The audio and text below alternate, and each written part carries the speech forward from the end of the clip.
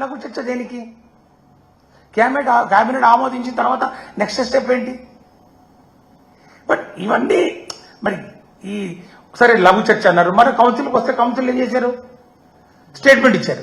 ఒక చోట స్టేట్మెంట్, ఒక చోట లఘు చర్చ, ఫస్ట్ తీర్మానము. అసలు బిల్లు సంగతి ఏమైంది? అసలు చట్టం చేయాలనుకుంటున్నారా, చేయొద్దనుకుంటున్నారా?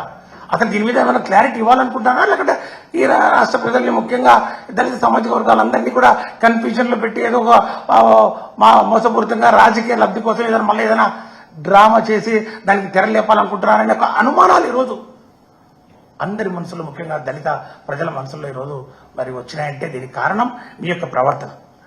మీలోనే ఉండే అంత అస్పష్టత, ఏదో చేశారని చెప్పి డప్పాలు కొట్టుకోవడం ఏంటిది?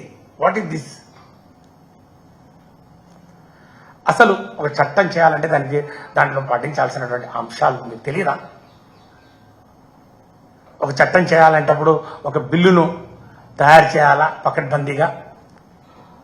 ఆ బిల్లును తయారు చేసిన తర్వాత సంబంధిత మంత్రి చేత దాన్ని ప్రవేశపెట్టించి దాని మీద చర్చలు జరగాల. ఏమైనా మార్పులు చేర్పులు ఉంటే వాటిని మరి ఆమోదించి చేయాలని చెప్పి చూసి తర్వాత ఆ బిల్లును గవర్నర్ పంపించాలి. గవర్నర్ డిస్క్రిప్షన్ యాక్సెప్ట్ చేస్తారా, లేకుంటే కేంద్ర క్యాబినెట్ పంపిస్తారనేది ఇదంతా ప్రొసీజర్, అసెంబ్లీ ప్రొసీజర్. మరి ఇది పద్ధతి అంటే మరి ఈ పద్ధతి జరిగిందా? ఇప్పుడు ఇలాంటి పద్ధతి కనిపిస్తుందా?